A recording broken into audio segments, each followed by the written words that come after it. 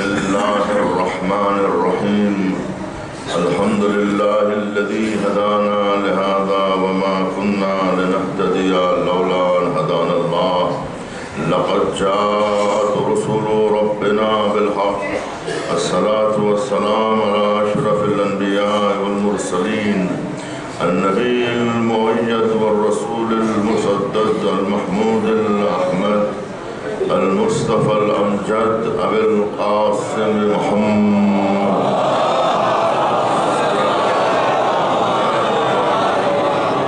الصلاة والسلام على طيبين الطاهرين الذين أذهب الله عنهم الرجس وطهرهم تطهيرا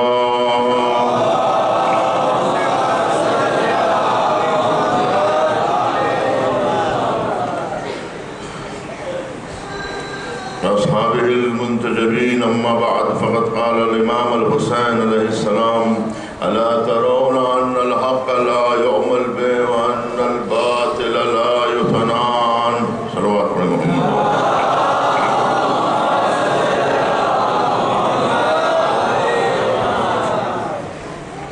عزیزان محترم، اسی حدیث شریفہ کی روشنی میں آپ مسلسل معروضات سماعت فرما رہے ہیں۔ موضوع کا حق تو ادا نہیں ہو سکتا ہے، لیکن جہاں تک بھی ممکن ہو سکے کوشش کی جا رہی ہے، اور یہ کوشش جیسا کہ میں عرض کر چکا دونوں طرف سے ہونے کی ضرورت ہے۔ کچھ قدم آپ کو بھی آگے بڑھنا ہے، سمجھنے کی کوشش کرنا ہے، حالات کا جائزہ لینے کی ضرورت ہے، زمانے کو سمجھنے کی ضرورت ہے۔ اگر ہم نہیں سمجھیں گے تو پھر زمانہ ہم کو سمجھائے گا۔ لہٰذا بہتر یہی ہے کہ دنیا کو جاگنے سے پہلے ہم خود جاگیں اور دنیا کو جگانے کی کوشش کریں۔ ہم خود بھی اپنا بھلا کریں اور اپنی بھلائی سے دنیا کو بھی فیضیاب کریں، اپنے اندر اچھائیاں پیدا کریں اور ان اچھائیوں کو دوسری قوموں تک بھی پہنچانے کی کوشش کریں، اپنے اندر کردار کا ذخیرہ پیدا کریں اور یہ کردار کو دوسری قوموں تک بھی پہنچانے کی کوشش کریں۔ عزیزان گرامی، جس موضوع پر گفتگو ہو رہی ہے وہ موضوع یہی ہے کہ دنیا میں باطل بنام باطل نہیں چل سکتا، دنیا میں باطل کا سکہ نہیں چلتا۔ اگر باطل کو دنیا میں رہنا ہے تو حق کا لبادہ اوڑھ کر ہی رہنا ہے۔ اگر دنیا میں جھوٹ کو باقی رہنا ہے تو جھوٹ بعنوان جھوٹ باقی نہیں رہ سکتی۔ کوئی شخص یہ نہیں کہہ سکتا کہ میں یہ جھوٹ بول رہا ہوں اور وہ جھوٹ چل بھی جائے۔ جب تک کہ جھوٹ کو سچ نہیں بولا جائے گا جھوٹ جھوٹ نہیں کہلائے گی۔ لہذا جتنے جھوٹے ہیں سب نے اپنے آپ کو سچا کہا ہے۔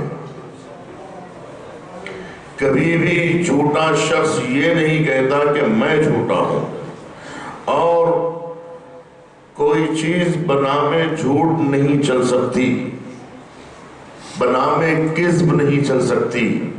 دنیا میں کوئی سکہ جھوٹ کے نام پہ نہیں چل سکتا، دنیا میں کوئی سکہ باطل کے نام پہ نہیں چل سکتا، دنیا میں کوئی بھی قانون بے قانونی کے نام پہ نہیں چل سکتا، بے عدالتی کے نام پر کوئی بھی بے عدالتی کو برداشت نہیں کرتا، ناانصافی کو برداشت نہیں کرتا۔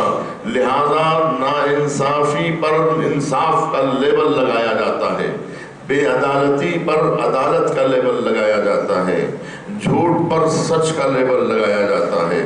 کذب پر صدق کا لیبل لگایا جاتا ہے اور باطل کو حق کے نام پہ پیش کیا جاتا ہے. کبھی بھی باطل کو باطل کے نام پر اگر پیش کیا جائے تو دنیا کا کوئی شخص بھی قبول کرنے کے لیے تیار نہیں ہے. تو اس کا مطلب یہ ہے کہ آج بھی دنیا میں جو سکہ ہے وہ حق اور صداقت کا سکہ ہے. آج بھی اگر دنیا مانتی ہے تو حق ہی کو مانتی ہے. اگر آج دنیا مانتی ہے تو سچائی ہی کو مانتی ہے. اگر آج دنیا مانتی ہے تو صدق اور صداقت ہی کو مانتی ہے. آج دنیا میں امانت اور دیانت ہی کو تسلیم کیا جاتا ہے اگرچہ کہ اس کا نام تبدیل کر دیا جائے. تو عزیزان گرامی، ہمیشہ ملتوں کو دھوکہ دیا ہے، ہمیشہ ملتوں کو شاطر افراد نے، حکومت اور اقتدار کے بھوکوں نے، شہوت رانوں نے، ظالموں نے، جابروں نے عوام کے ساتھ دھوکہ کیا ہے. انہیں ہمیشہ جھوٹ ان میں رائج کیا گیا ہے مگر صداقت کے نام پر. ان کے عقیدوں سے کھیلا گیا ہے، بے عقیدگی کو رائج کیا گیا ہے عقیدے کے نام پر. انہیں سلایا گیا ہے جگانے کے نام پر. انہیں برباد کیا گیا ہے آبادی کے نام پر. ان کے گھروں کو ویران کیا گیا ہے استعمار کے نام پر. استعمار یعنی تعمیر کے نام پر. وہ آئے تھے یہ بہانے سے کہ ہم ملت کو جگائیں گے، ہم تمہارے ملک کو تعمیر کریں گے، ہم تمہارے تمام مسائل کو حل کر دیں گے. اس نام پر مغرب والوں نے مشرق والوں کو دھوکہ دیا، ظلم و ستم کا بازار گرم کیا، ناانصافی کی، بددیانتی سے کام لیا. لیکن یہ مسلسل ملتوں کے ساتھ ہوا ہے، لیکن ملت میں احساس شعور ختم ہو گیا.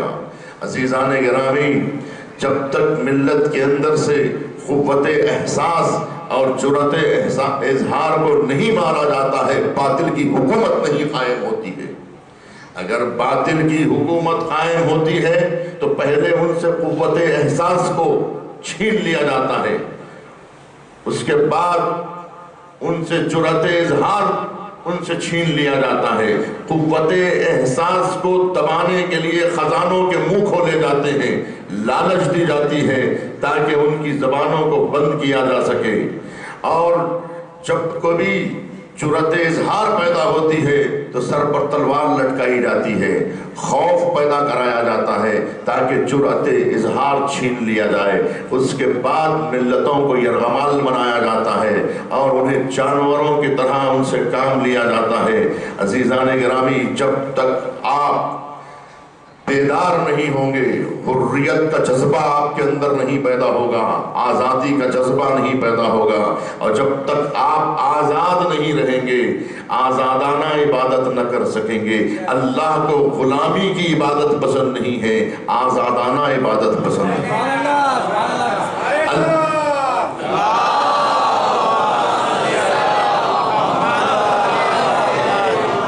اللہ سبحانہ و تعالیٰ اپنا قانون رائج کر سکتا ہے زبردستی سے، لیکن اللہ سبحانہ و تعالیٰ کی یہ سنت ہرگز نہیں ہے کہ اپنا قانون بزور طاقت منوایا جائے. لہٰذا ہمیشہ اللہ سبحانہ و تعالیٰ چاہتا ہے کہ تم عبادت کرو تو محبت کے ساتھ، نماز پڑھو تو محبت کے ساتھ، روزہ رہو تو محبت کے ساتھ، حج کرو تو محبت کے ساتھ، زکوٰۃ دو تو محبت کے ساتھ، خمس دو تو محبت کے ساتھ، جہاد کرو تو محبت اور عشق کی. ورنہ ہم کو تمہارا جہاد نہیں چاہیے. وہ جہاد جو بیزارگی کے ساتھ ہو، ایسا جہاد نہیں چاہیے. وہ نماز نہیں چاہیے جو بیزارگی کے ساتھ پڑھی جائے. وہ روزہ نہیں چاہیے کہ جو بیزارگی کے ساتھ رہا جائے. وہ حج نہیں چاہیے کہ جو بغیر ارادے کی ہو. عزیزان گرامی، حج ارادے کا نام ہے، حج اخلاص کا نام ہے. عبادت اخلاص چاہتی ہے، محبت چاہتی ہے. یہ پورا قانون محبت ہے. دین سے اگر محبت نکال لی جائے تو دین میں رہا کیا؟ حل الدین الا الحب، دین بغیر محبت کے اور کیا ہے؟ عزیزان گرامی، یہی ہوا ہے ہمیشہ سے، اس کی طرف توجہ کی ضرورت ہے. جب ادے بن حاتم حاکم شام کے دربار میں گئے، اپنا اونٹ باندھ کر، جب وہ گفتگو کر کے واپس لوٹے تو اونٹ کی جگہ اونٹنی باندھ دی گئی تھی. انہوں نے کہا کہ یہ کیا ہوا ہے، میرا اونٹ کہاں گیا؟ تو کہا یہی تو آپ کا اونٹ ہے. کہا یہ اونٹ نہیں ہے، یہ تو اونٹنی ہے. اور وہ کہ ان کا اصرار یہ تھا کہ نہیں، یہ تو اونٹ ہے. ادے بن حاتم واپس حاکم شام کے پاس گئے، کہا کہ یہ کیا ہو رہا ہے کہ یہ لوگ تو اونٹ اور اونٹنی کا بھی فرق نہیں جانتے. اور فرمایا آپ نے کس طرح سے حاکم اور اپنی حکومت کو چلانے کے لیے، اپنے اقتدار کو باقی رکھنے کے لیے کس طرح سے ملت سے قوت احساس کو چھین لیتے ہیں کہ پھر ان کے اندر ادراک کی طاقت ختم ہو جاتی ہے، پھر سوچنے کی صلاحیت ختم ہو جاتی ہے، پھر ملت سوچنا نہیں چاہتی، پھر ملت سمجھنا نہیں چاہتی، پھر عوام کے اندر سوچنے کی صلاحیت، درک کرنے کی طاقت ختم ہو جاتی ہے. تو اسی طرح سے باطل حکمرانی اسی طرح سے کی جاتی ہے. تو حاکم شام نے کہا ادے بن حاتم یہ تمہیں سکھانے کے لیے ہم نے کیا تھا، تاکہ تم علی سے جا کے کہہ دو کہ تم جس لشکر سے لڑنے کی کوشش کر رہے ہو وہ ایسا لشکر بنایا گیا ہے جو اونٹ اور اونٹنی کا فرق نہیں جانتا. یہ جاہل قوم سے تم کیا لڑ سکو گے؟ جس وقت جنگ ہوگی تو علی سے جا کے کہہ دو کہ ایسے ہم نے ہزاروں بے عقل لوگوں کو، بے ضمیر لوگوں کو خرید لیا ہے کہ جس وقت میدان میں یہ لوگ آئیں گے تو رائے کے دانوں کی طرح پورے میدان میں پھیل جائیں گے اور تمہیں بھاگنے کے لیے راستہ نہیں ملے گا. تو ادے بن حاتم نے کہا لیکن تم یہ بھی سن لو حاکم شام کہ علی نے بھی ایک ایسا مرغ تیار کر رکھا ہے جو تمہارے سارے دانوں کو اچک جائے گا.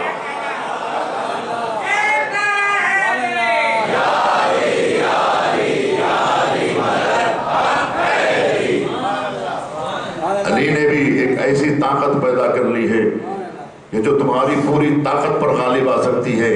تو عزیزان گرامی، کثرت کام نہیں کرتی. حق کے مقابلے میں دنیا کی کوئی بھی طاقت نہیں ٹک سکتی. باطل کا کتنا ہجوم کیوں نہ ہو، باطل کی تعداد میں جتنا بھی اضافہ ہوگا، ایک بات ہمیشہ یاد رکھیے، اس لیے کہ کبھی انسان کو یقین نہیں آتا ہے کہ حق اگر تنہا ہو، اکیلا ہو تو یہ کیا کر سکتا ہے. اتنا مجمع میں اکیلا آدمی کیا کر سکتا ہے؟ وہ اپنی بات رکھ کے سارے مجمع کے خلاف کیسے بول سکتا ہے؟ اتنا بڑا مجمع چھوڑے گا کیسے؟ تو عزیزان گرامی، ایک بات یاد رکھیے کہ اگر کوئی انسان حق پر ہے، اگر وہ تنہا ہی کیوں نہ ہو، وہی اپنے اندر انجمن ہے.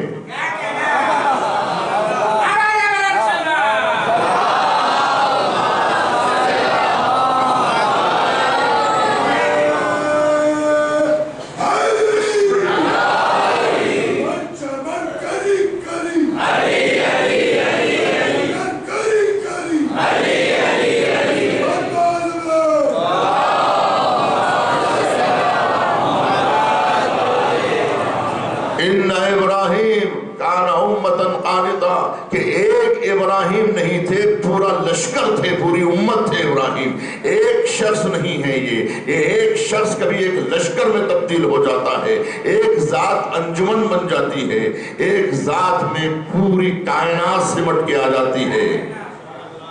کہ کل شیء احصیناہ فی امام مبین، ہم نے ہر شے کا احصاء امام مبین میں کر دیا ہے کہ یہ ایک امام نہیں ہے، یہ ایک نہیں ہے، یہ سمٹا ہوا ہے. جہاں حق ہوتا ہے عزیزان گرامی، وہاں باطل کی طاقتیں حق کا مقابلہ نہیں کر سکتی. حق ایک ٹھوس حقیقت کا نام ہے. اب دیکھیے کس طرح سے حق کے مقابلے میں باطل پاش پاش ہوتا ہے. اب غور فرمائیے گا. مثال کے طور پر 2 اور 2 حق ہے نا. 2 اور 2 4 ہوتے ہیں اور یہ 4 ہونا سچائی ہے, حقیقت ہے. اب 5 اگر کہا جائے تو یہ باطل ہے.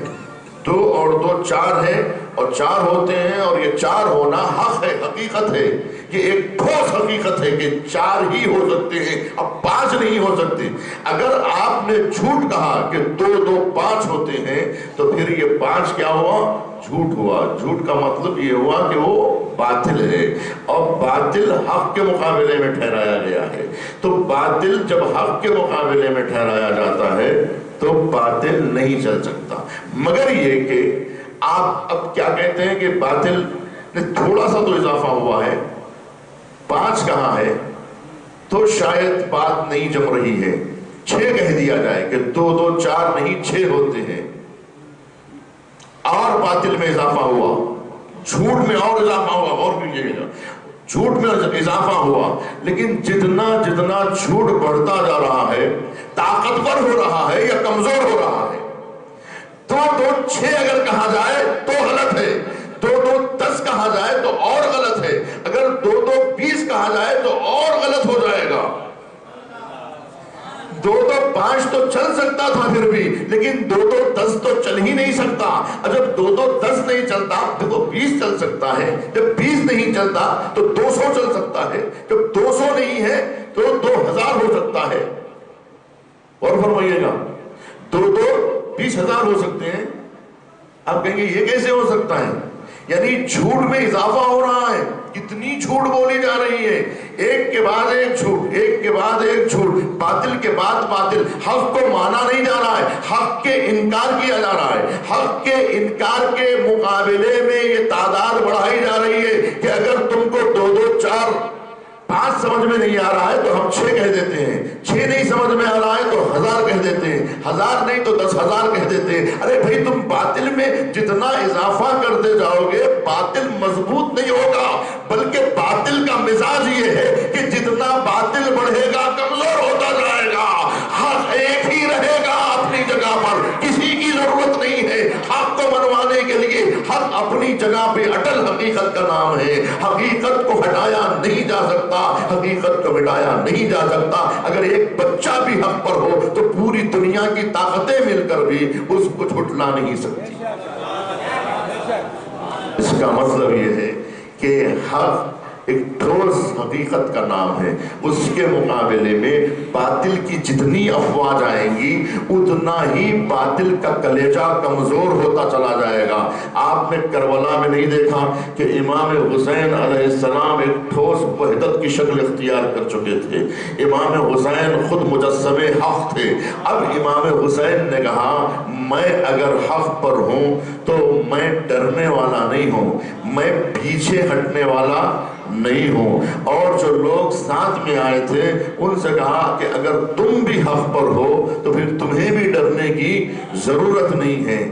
اور فرمایا آپ نے درمیان راہ میں آپ نے سنا ہے کہ جب امام حسین علیہ السلام کو نیند آ گئی, غش سے چونکے تو کہا انا للہ و انا الیہ راجعون. تو جناب علی اکبر نے پوچھا بابا یہ کلمہ استرجاع کا یہ کیا موقع ہے؟ تو کہا بیٹا موت ہمارا پیچھا کر رہی ہے, موت ہمارے کاروان کو دستک دے رہی ہے. تو کہا بابا جب ہم حق پر ہیں تو پھر ڈرنا کیسے؟ یاد آ گیا آپ کو؟ جب ہم حق پر ہیں تو پھر ڈرنے کی بات کیا ہے؟ جب ہم حق پر ہیں تو پھر ڈرنے کی ضرورت کیا ہے؟ تو عزیزان گرامی جب حق پر ہیں تو گھبرانے کی ضرورت نہیں ہے. تو امام حسین نے اسی لیے شب عاشور شمع گل کر دیا تھا کہ جو جانا چاہتا ہے وہ چلا جائے, میں اکیلا 30,000 کے لشکر سے لڑ سکتا ہوں. آپ اندازہ لگائیں. امام حسین نے کہا کہ تم لوگ مجھے میرا ساتھ دے رہے ہو تو مجھے تمہاری ضرورت ویسے نہیں ہے کہ میں گھبرا جاؤں گا, میں پیچھے ہٹ جاؤں گا, میری تقویت کے لیے نہ آؤ, میری قوت کے لیے مت آؤ, میں اکیلا کافی ہوں، میں اگر تم پورے چلے بھی جاؤ تو میں ایک قدم پیچھے ہٹنے والا نہیں ہوں کہ میرے قدم کو ثبات بخشنے کے لیے تم لوگوں کی مجھے ضرورت نہیں ہے۔ ہاں اگر تم خود چاہتے ہو باطل سے مقابلہ کرنا تو تنہا تم خود فیصلہ کرو جس طرح سے میں نے فیصلہ کیا ہے۔ اگر ویسا فیصلہ کرنا چاہتے ہو، باطل سے مقابلے کی صلاحیت رکھتے ہو تو آؤ، مجھے میں تمہیں روکوں گا بھی نہیں، لیکن یہ سمجھ کے نہ آنا کہ حسین کو کسی کی ضرورت ہے۔ حق کو منوانے کی ضرورت نہیں ہوتی، حق کو پہچانوانے کی ضرورت نہیں ہوتی، حق خود اپنے آپ کو منوا لیتا ہے، کسی کی ضرورت نہیں ہوتی ہے۔ عزیزان گرامی، کوئی یہ نہ سمجھے کہ امام حسین کو ان کی ضرورت تھی، حسین کو نہ اصحاب کی ضرورت تھی نہ انصار کی ضرورت تھی، یہ تو ان کی وفاداریاں ہیں، یہ ان کی محبتیں ہیں، یہ ان کا اخلاص ہے۔ خود ان کے اندر جذبہ حسینی پیدا ہو گیا تھا کہ جس طرح سے حسین ابن علی کے اندر جو جذبہ تھا وہ جذبہ ان کے اندر منتقل ہو گیا تھا۔ تو جیسے حسین پیچھے نہیں ہٹ رہے تھے ویسے اصحاب بھی پیچھے نہیں ہٹ رہے تھے، ویسے انصار بھی پیچھے نہیں ہٹ رہے تھے۔ تو یہ جذبہ ان کے اندر پیدا ہو چکا تھا، ہر فرد حسینی بن چکا تھا کربلا کے میدان۔ اب جیسے جیسے باطل میں اضافہ ہو رہا ہے، آپ امام حسین کے قلب پر ہاتھ رکھ کے دیکھیے، کیا حسین ابن علی پر اضطراب طاری ہو رہا ہے؟ اتنا لشکر بڑھ رہا ہے، یہ لشکر بڑھا کیوں؟ سوال یہ پیدا ہوتا ہے کہ کیا دنیا میں کہیں ایسا بھی ہوتا ہے کہ 72 سے لڑنے کے لیے ہزاروں کا مجمع جمع کیا جاتا ہے؟ آپ 1400 برس کے بعد کی تاریخ پڑھ رہے ہیں، آپ کو تو 6000 بھی بہت کم نظر آتے ہیں، آپ کو تو 30,000 بھی بہت کم نظر آتے ہیں، کیونکہ آپ نے ایک وقت میں جبہ جنگ میں سرحدوں پر 2-2 لاکھ کا لشکر دیکھا ہے آپ لوگوں نے، اسی لیے کیونکہ آپ کے ملک کی آبادی ہی جو ہے 100 کروڑ سے زیادہ ہے، تو جس ملک کی آبادی 100 کروڑ سے زیادہ ہے اس ملک کی سرحد پر اگر 2 لاکھ کا لشکر بھی آ جائے تو کیا بڑی بات ہے۔ لیکن جہاں پر پوری دنیا کی آبادیاں لاکھوں کے اندر محدود ہو، وہاں پر اگر جو ہے 30,000 کا لشکر جمع ہو جائے تو وہ 30 لاکھ سے بھی زیادہ ہے۔ اس زمانے کا 30,000 کا لشکر، اس زمانے میں 6,000 کا لشکر معمولی بات نہیں ہے۔ اور کس سے لڑنے کے لیے، یہ بھی تو غور کیجیے، کس سے لڑنے کے لیے؟ 72 سے ٹکرانے کے لیے، 72 سے لڑنے کے لیے۔ ابھی آپ نے غور نہیں کیا کہ آخر یہ 72 سے لڑنے کے لیے اتنا لشکر اضافہ کیوں ہو رہا تھا؟ یہ ایک ساتھ نہیں آیا ہے، ایک ایک ٹکڑی آئی ہے، ہزار کی ٹکڑیاں آئی ہیں، 500 کی ٹکڑیاں آئی ہیں۔ تو سوال یہ ہے کہ جب 1000 بھی تو بہت ہے 72 سے لڑنے کے لیے، 72 سے اگر 100 بھی کریں لیں، 130 کی بھی تعداد شہیدان کربلا کی لکھ لے، تب بھی کیا 100-150 لوگوں سے لڑنے کے لیے 1000 کا لشکر کافی نہیں ہے؟ یہ بڑھا کیوں؟ بڑھا اس لیے کہ جب 1000 کا لشکر آیا تب بھی وہی اطمینان ہے، وہی اطمینان ہے۔ حسین گھبرا نہیں رہے ہیں، 1000 کا لشکر آ کے خود ڈر گیا۔ اس نے کہا کہ ان کی ہمتیں بس نہیں ہوئی ہیں، تو ہائی کمان نے کہا اگر 1000 سے ان کی ہمتیں پس نہیں ہوئی ہیں تو ہم 2000 کا لشکر بھیج دیتے ہیں تاکہ ان کی ہمتیں پست ہو جائیں، ان کے کلیجے دہل جائیں، ان کے بچے لرزنے لگیں اور ان کی بیویاں رونے لگیں اور یہ لوگ خود میدان چھوڑ کے چلے جائیں۔ ان کے اندر لڑنے کی ہمت کہاں سے پیدا ہو رہی ہے؟ تو کہا اگر 2000 کے لشکر سے یہ نہیں ڈر رہے ہیں تو ہم 3000 کا لشکر بھیجتے ہیں۔ اور فرمایا آپ نے باطل میں جو اضافہ ہو رہا ہے تو باطل کے اضافے سے کمزور کون پڑ رہا ہے؟ آپ اندازہ لگائیں، کمزور کون پڑ رہا ہے، قوی کون ہو رہا ہے؟ یہ بات اگر میں مثال نہ دیتا تو آپ کو سمجھ میں نہ آتا کہ آخر حق کے مقابلے میں باطل کی تعداد جو بڑھ رہی ہے یہ بڑھنے سے طاقت بڑھ رہی ہے یا کمزوری بڑھ رہی ہے؟ لشکر کمزور سے کمزور ہو رہا ہے، ہمارے ساتھ سمجھ نہیں رہا ہے، شبر کی حواس معطل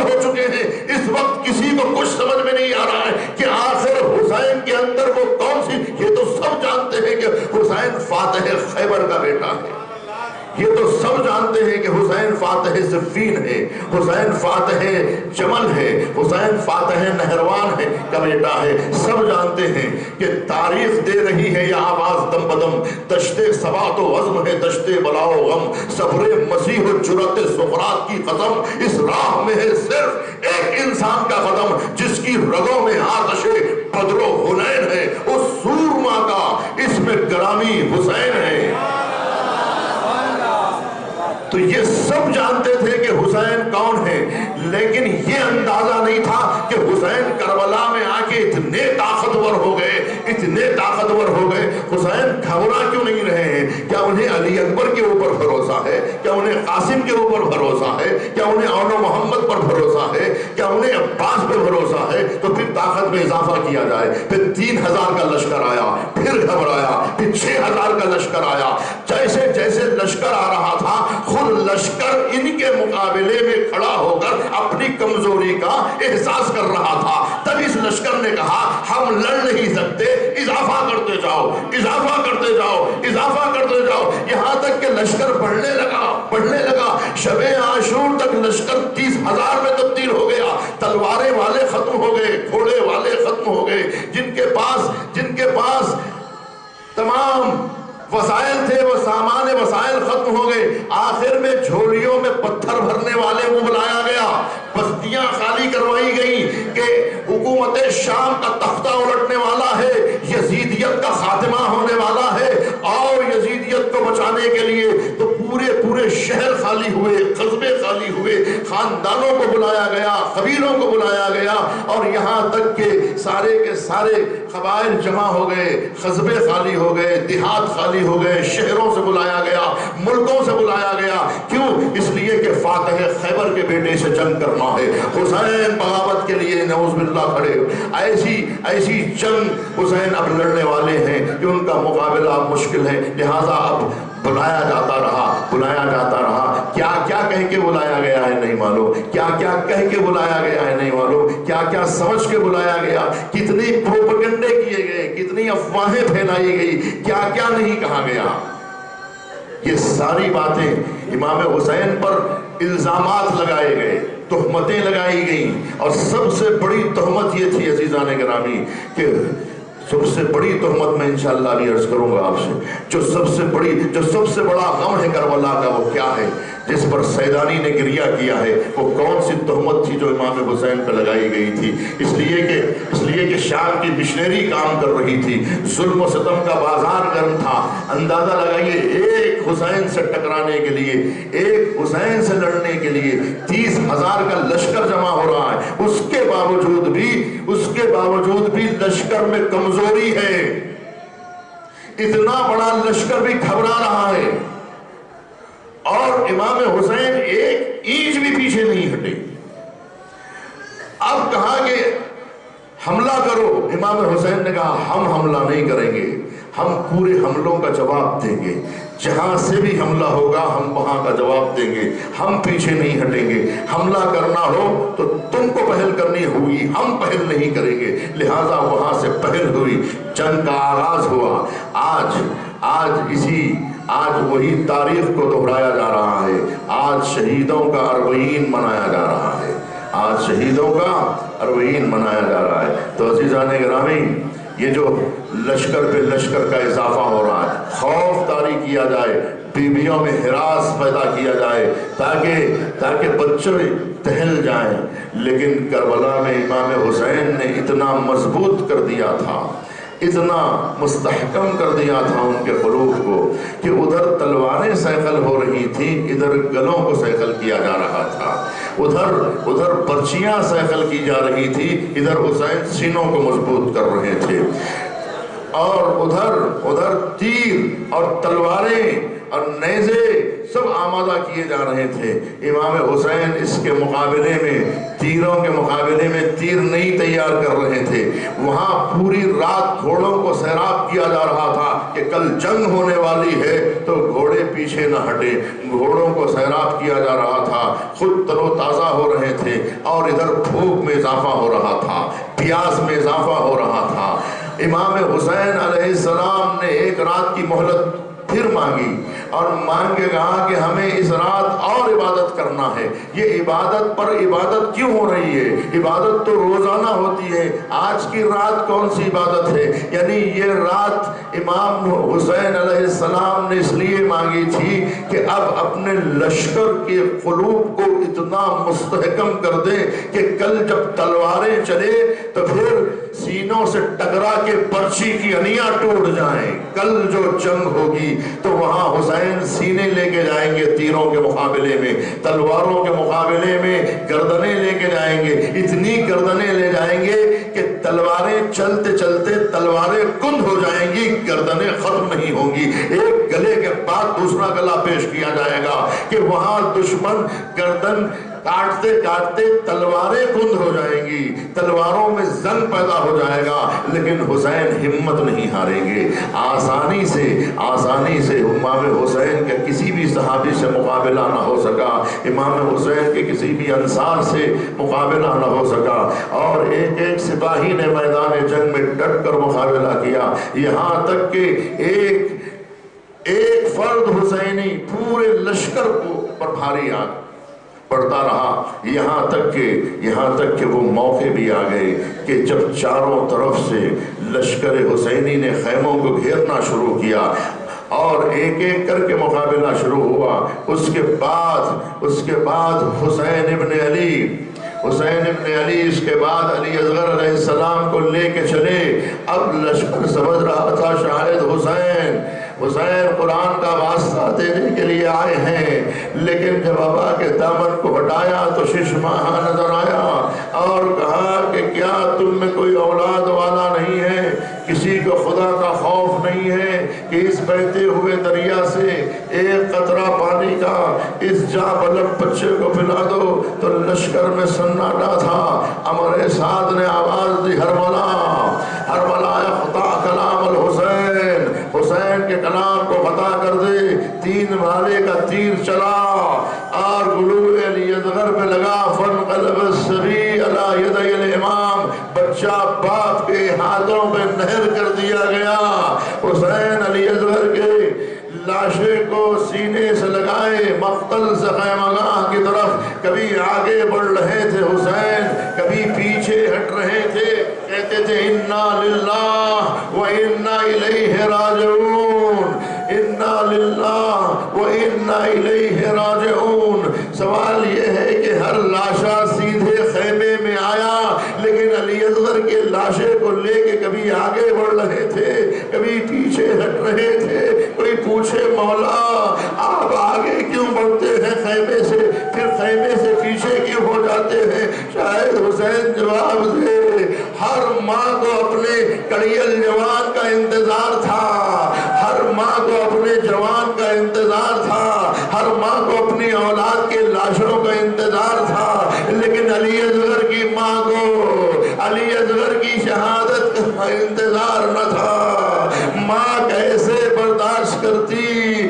جب پہنچے خیمے میں تو پہلے یہی کہا، ربا پہلے وعدہ صبر کرنا تاکہ میں علی اصغر کو تمہارے حوالے کروں، کہ جب وعدہ صبر لے لیا تب حوالے کیا تو ماں نے بس اتنا کہا، والی کیا اس سن کے بچے بھی نہر کیے جاتے ہیں؟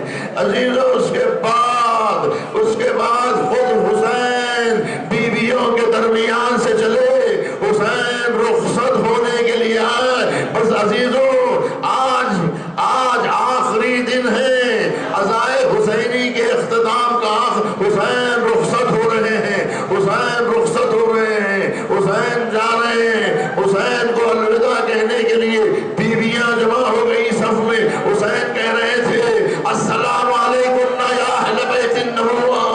حسین نے کہا اختی زینب، اختی ام کلثوم، سکینہ تم پہ سلام، رقیہ تم پہ سلام، سب کو سلام کہہ کے حسین بیویوں کے درمیان سے رخصت ہو گئے۔ بیویاں کہہ رہی تھی آقا ہم نے علی اکبر کو آپ پہ قربان کر دیا تاکہ آپ کی جان محفوظ رہے، ہم نے قاسم کو قربان کر دیا، ہم نے اولا محمد کو قربان کر دیا، لیکن ساری قربانیوں کے بعد بھی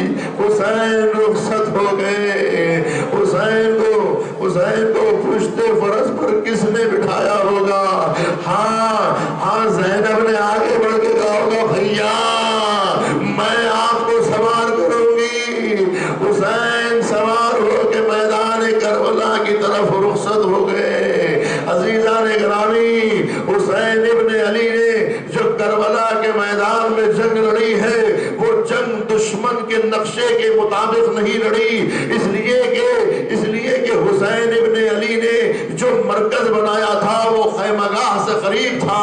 حسین وہاں جا کے نہیں لڑے، لشکر کو قریب بلایا، حسین نے لشکر کو للکارا، خود لشکر فرات سے ہٹ کر خیمگاہ کے قریب جو جنگ ہوئی ہے آخری جنگ حسین ابن علی نے، کہ حسین نے یہ نہیں کہا کہ میرا علی اکبر شہید ہو گیا میں کیسے لڑوں، میرا اولو محمد مارا گیا میں کیسے لڑوں، میرا قاسم شہید ہو گیا میں کیسے لڑوں۔ حسین نے یہ نہیں کہا کہ اب میرا بھائی عباس نہیں ہے، اب میرا بیٹا علی اکبر نہیں ہے، اب تو مجھے چھوڑ دو، اب تو مجھے معاف کر دو۔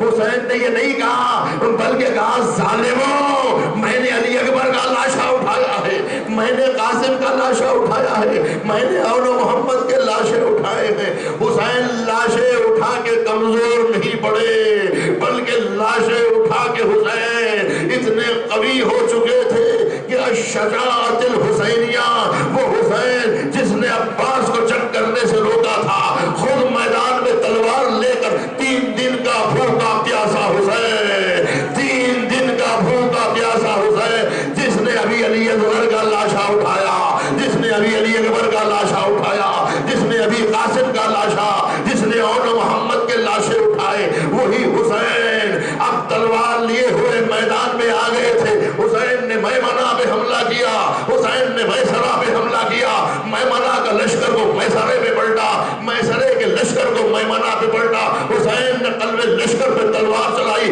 ادھر کا لشکر ادھر ہوا، ادھر کا لشکر ادھر ہوا، ساری فوج نے ایک مرتبہ چاروں طرف سے حسین کو گھیرنا شروع کیا۔ حسین بیچ میں تھے، عدو آس پاس تھے، اور سینے پہ بھالا رکھ کے گرایا حسین کو، اور اس طرح سے حسین پشت فرس پہ ڈگمگانے لگے، اس کے پار تلوار رک نہیں رہی تھی، علمان الحفیظ کی آوازیں بلند ہو رہی تھی۔ حسین کہہ رہے تھے عباس اٹھو، علی اکبر اٹھو، قاسم اٹھو، 3 دن کے بھوکے پیاسے کی جنگ دیکھو۔ 57 برس کا بوڑھا وہ جنگ لڑ رہا تھا کہ فاتح خیبر یاد آ گئے، فاتح صفین کی یاد تازہ ہو گئی۔ حسین ابن علی نے کہا تھا بیویو تم خیمے سے باہر نہ آنا، میں گودال قتل گاہ کے قریب جہاں حسین پہنچتے تھے وہاں تلوار کو اٹھا کے کہتے تھے لا حول ولا قوت الا باللہ۔ یہ آواز خیمے میں پہنچتی تھی تو بیویوں کو یقین ہوتا تھا کہ حسین ابھی زندہ ہے، لیکن یہ آواز ڈوبنے لگی، حسین پشت فرس سے زمین پر آ چکے تھے، تو بیویوں نے کہا زینب کبریٰ سے کہ اب آواز نہیں آ رہی ہے، بہت دیر ہو گئی آواز سنائی نہیں دی۔ پھر دیر اس لیے ہو رہی تھی کہ حسین تو گھوڑے سے زمین پر آ چکے تھے، لیکن کسی کو اس بات کا یقین نہیں تھا کہ حسین زندہ بھی ہے کہ نہیں۔ یہ جاننے کے لیے کہ حسین زندہ ہے یا نہیں لشکر قریب آتا تھا، پیچھے ہٹ جاتا تھا، اور کسی کو ہمت نہیں ہو رہی تھی کہ امام حسین کی گردن پہ تلوار چلا سکے، لشکر پیچھے ہٹ رہا تھا۔ ایک کسی نے آواز دی، اگر یہ جاننا ہو کہ حسین زندہ ہے یا نہیں ہے کہ آواز لگاؤ کہ خیموں کی طرف پڑھو حسین شہید ہو چکے ہیں، یہ کہہ کے کسی نے کہا حسین شہید ہو گئے خیموں کو لوٹو۔ یہ آواز کا سننا تھا کہ حسین ابن علی نے زمین پر ہاتھ کو ٹیکا، ایک ہاتھ سے تلوار اٹھا کے کہا ظالموں ابھی حسین زندہ ہے۔ یہ آواز کا بلند ہونا تھا۔ تلے زینبیہ پہ زینب کبریٰ کو دیکھا، اشارہ کر کے کہا زینب خیمے میں واپس پلٹو۔ زینب خیمے میں واپس گئی، حسین ابن علی پھر زمین پہ گرے، اب جو گرے تو شمر خنجر لیا ہوا آگے بڑھا، قیامت کے آثار شروع ہوئے، زمین کو زلزلہ تھا، سیاہ آندھیاں چل رہی تھی، آسمان سے خون برسنے لگا، آسمان سے خون برسنے لگا۔ ایک مرتبہ سید سجاد نے کہا بھوبی اماں اب خیمے کا پردہ الٹ دیجئے، وہ دیکھیے بابا کا سر نظر آ رہا ہے، آواز دی السلام السلام علیکہ یا ابا عبداللہ،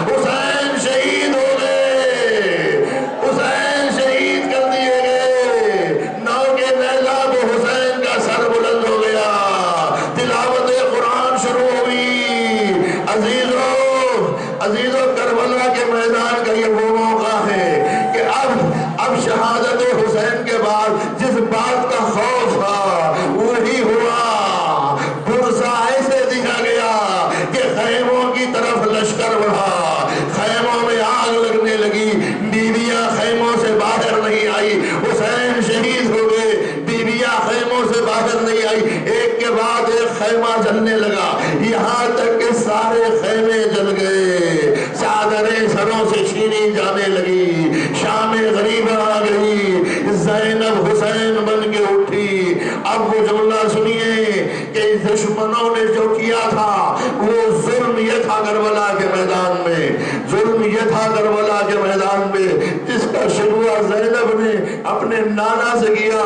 ایک مرتبہ مدینے کی طرف رخ کیا کیونکہ زینب دیکھ رہی تھی کہ یہ جو لاشیں پڑے ہوئے تھے، دشمنوں نے اپنے اپنے لاشوں پر نمازیں پڑھنا شروع کی، اپنے میتوں پہ نمازیں پڑھنا شروع کی، ہلاک شدگان پہ نمازیں ہو رہی تھی اور انہیں دفن کیا جا رہا تھا۔ یہ منظر دیکھ کے زینب نے کہا یا مدینۃ جدنا، یا رسول اللہ صلی علیک ملیکۃ السماء، ھذا حسین مرمل بالدماء ومقطع الاعضاء وبناتک سبایا۔ یا رسول اللہ یہ آپ کا حسین ہے جس پہ کوئی نماز پڑھنے والا نہیں ہے، یہ آپ کا حسین ہے، آپ پر تو ملائکہ ارض و سما نے نماز پڑھی۔ یہ لوگ اپنے ہلاک شدگان کو مسلمان سمجھ کے دفن کرتے جا رہے ہیں، لیکن ہمارے شہیدوں کو کوئی مسلمان نہیں سمجھتا ہے۔ اگر مسلمان سمجھتے ہوتے تو کم سے کم فرزند رسول کے میت پر نماز جنازہ تو پڑھ لیتے، لیکن لاش حسین رہ گیا، کوئی نماز پڑھنے کے لیے آگے نہ بڑھا، لاشیں کربلا کے میدان میں بکھرے رہ گئے، قافلہ چلنے پہ تیار ہو گیا۔ سید سجاد سوچتے رہ گئے، پھوپھی اماں بیٹا اتنا مجبور ہو گیا ہے کہ باپ کے لاشیں کو دفن بھی نہ کر سکا۔ عزیزوں، شہیدوں کو غسل کی ضرورت نہیں ہے، شہیدوں کو کفن کی ضرورت نہیں ہے، لیکن شہیدوں کو نماز کی ضرورت ہے، شہیدوں کو دفن کی ضرورت ہوتی ہے، شہیدوں کو بھی دفن کیا جاتا ہے، انہی کے لباس میں دفن کیا جاتا ہے۔ امام حسین نے اس لیے کہا تھا زینب مجھے پھٹا ہوا کرتا پہنا دو، اس لیے کہ یہ ظالم بہت ذلیل ہے، کہیں ایسا نہ ہو کہ مرنے کے بعد جسم سے کپڑا اتار لیا جائے، لباس اتار لیا جائے، لہذا پھٹا ہوا کرتا پہن کے حسین میدان میں گئے تھے۔ عزیزو قافلہ کربلا سے چلا، منزل مصیبتوں کی ہے، ہر جگہ جہاں پر بھی قیام ہوتا تھا وہاں پر تماشائیوں کا مجمع۔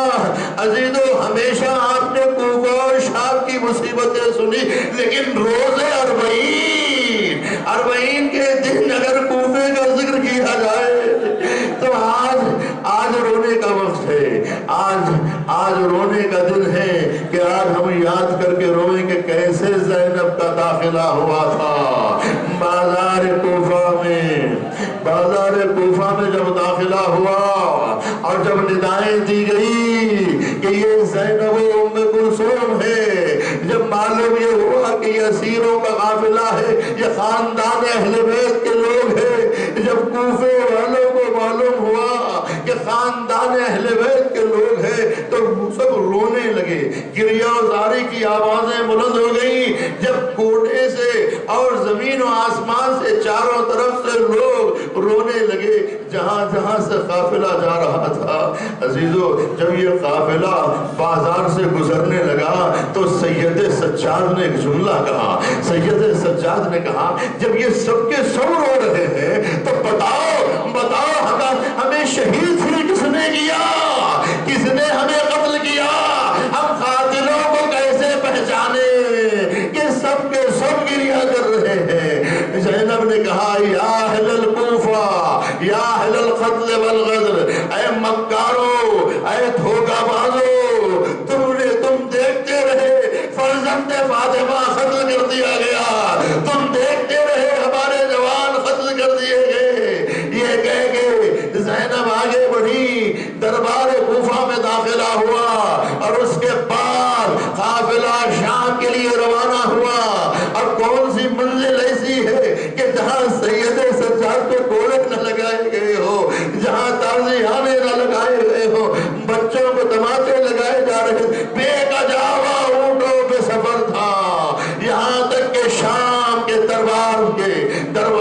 پر قافلے کو روک دیا گیا کہ دربار سج رہا ہے. جب دربار سجا لیا گیا تو قافلہ داخل ہوا.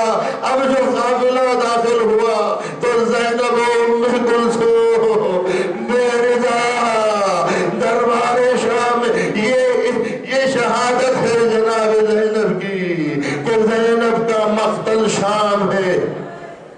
اور وہاں زینب کبریٰ نے جو خطبہ پڑھا ہے عزیزان گرامی، ایک انگریز مورخ کہتا ہے مجھے اللہ کے وجود پر اس وقت یقین آیا جب میں نے جناب زینب کا وہ خطبہ سنا ہے جو آپ نے دربار شام میں دیا ہے.